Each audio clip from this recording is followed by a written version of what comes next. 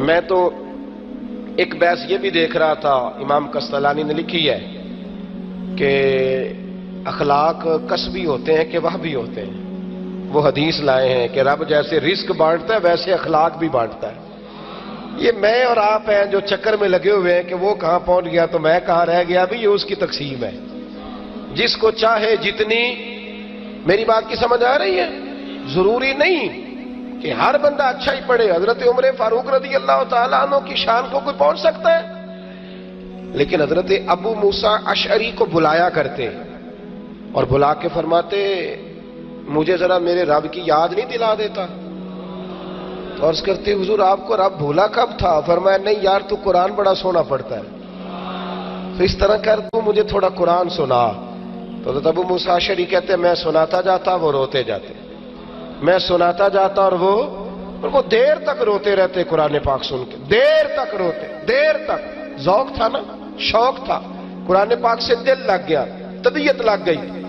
اور میں نوجوان جو کالج اور یونیورسٹی کے نوجوان ہیں ان کے ذہن کو اپیل دینے لگا ہوں، قرآن مجید میرے نبی پاک علیہ السلام کا سب سے بڑا معجزہ ہے۔ یہ جوانوں ذرا غور کرنا میری بات پر۔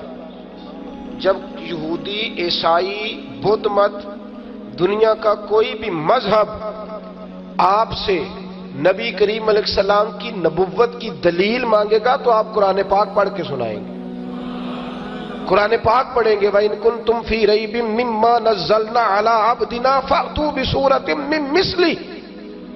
یہ چیلنج ہے قیامت تک کے لیے۔ اللہ کریم نے فرمایا محبوب ان کافروں سے کہو کہ اگر تمہیں اس میں کوئی شک ہے جو ہم نے بندہ خاص پہ نازل کیا ہے، فَأْتُوا بِسُورَةٍ مِّن مِّثْلِهِ، تو اس جیسی ایک صورت لاؤ۔ ایک صورت کوئی آج تک لا سکا؟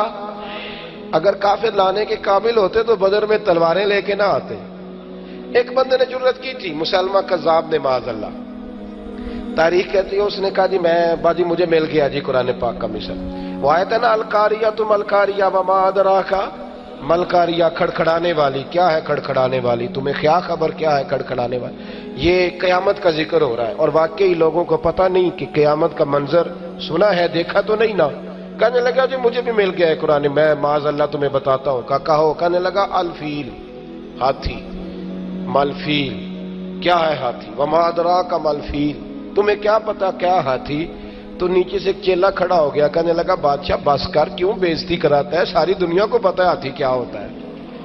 اس کے 2 کان ہوتے ہیں، ایک سونڈ ہوتی ہے، 4 ٹانگیں ہوتی ہیں، تو پاگل ہو گیا؟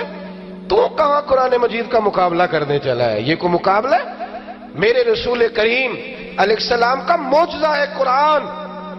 قیامت تک تمہیں لوگ یہ تو بتا سکتے ہیں کہ یہ ہم نے جمہوری نظام قائم کر لیا ہے، یہ صدارتی نظام آ گیا ہے، یہ فلاں نظام آ گیا، یہ فلاں نظام آ گیا ہے، اور تمہارے حکمران تمہیں مثالیں تو دے سکتے ہیں کہ وہ نظام بھی ہے، یہ نظام بھی ہے، یہ یورپ کا ہے، یہ امریکہ کا ہے، وہاں کا صدارتی ہے، یہاں کا پارلیمانی ہے، یہ 17ویں ترمیم ہے، وہ 18ویں، یہ گورکھ دھندا تو تمہیں سنا سکتے ہیں، پر کائنات کا کوئی مذہب قرآن مجید کا مقابلہ نہیں کر سکتا، قرآن پاک کا مقابلہ نہیں کر سکتا۔ لیکن ایک کام انہوں نے کیا ہے، ایک کام کیا ہے، بھلا کیا؟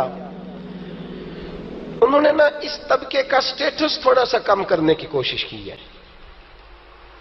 اس لیے کہ جب کسی کا سٹیٹس کم ہوتا ہے نا پھر اس کی بات لوگ ذرا مشکل سے سنتے ہیں۔ سمجھ آ رہی ہے میری بات کی؟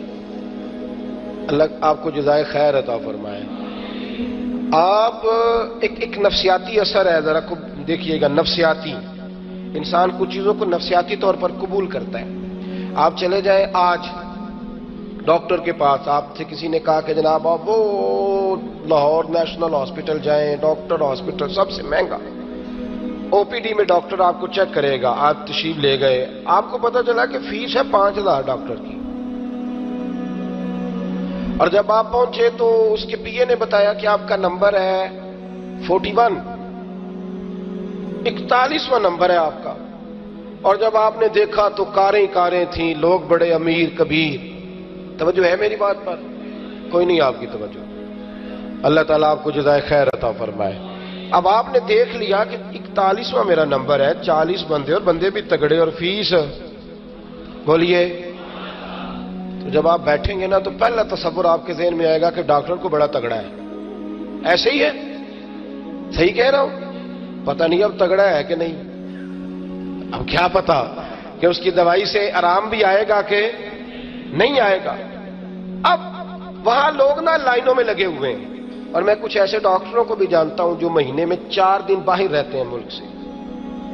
دبئی میں بیٹھتے ہیں، سعودی عربیہ میں بیٹھتے ہیں، مختلف ممالک میں جاتے ہیں 4 دن. اور وہ جب کسی مریض کو کہتے ہیں نا میں 4 دن وہاں رہ کے آؤں تو اور پریشر پڑتا ہے. یار اتنا قابل بندہ ہے، وہ 4 دن ادھر بھی بیٹھتا ہے. ایک اور میں کبھی کبھی نا اعتراض کرتا ہوں کبھی کبھی کچھ چیزوں پر، بڑی مجھے دقت ہوتی ہے. میں کہتا ہوں کہ ہم نے لکھوایا ہوتا ہے کہ مفت تعلیم حاصل کریں، مدرسے کی فری آ جائیں.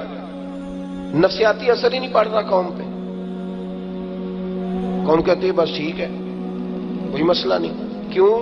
اس لیے کہ وہ قاری صاحب جو قرآن شریف جو کیمسٹری کا استاد تھا وہ تو 5,000 مانگ رہا ہے. لے رہا ہے کہ نہیں لے رہا؟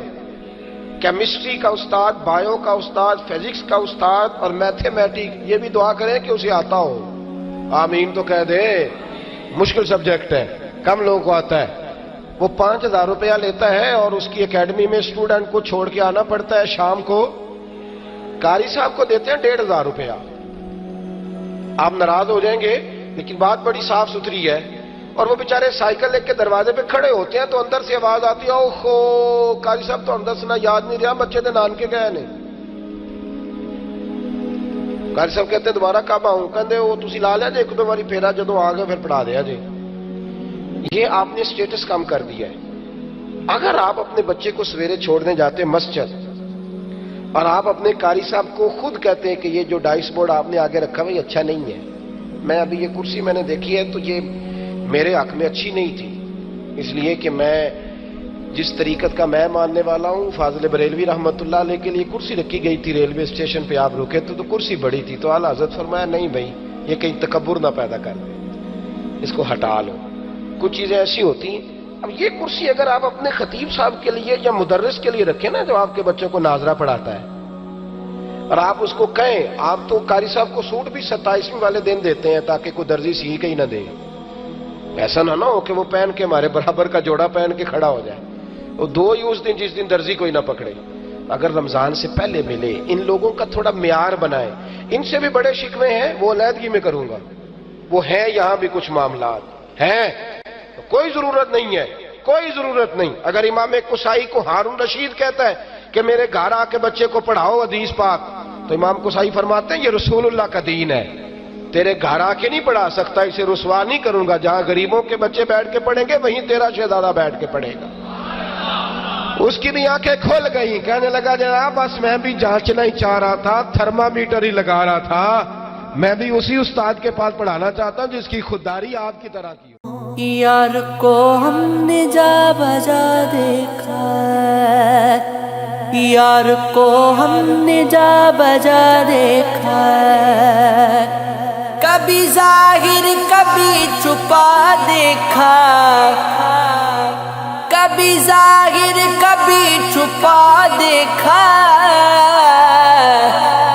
یار کو ہم نے جا بجا دیکھا، یار کو ہم نے جا بجا دیکھا.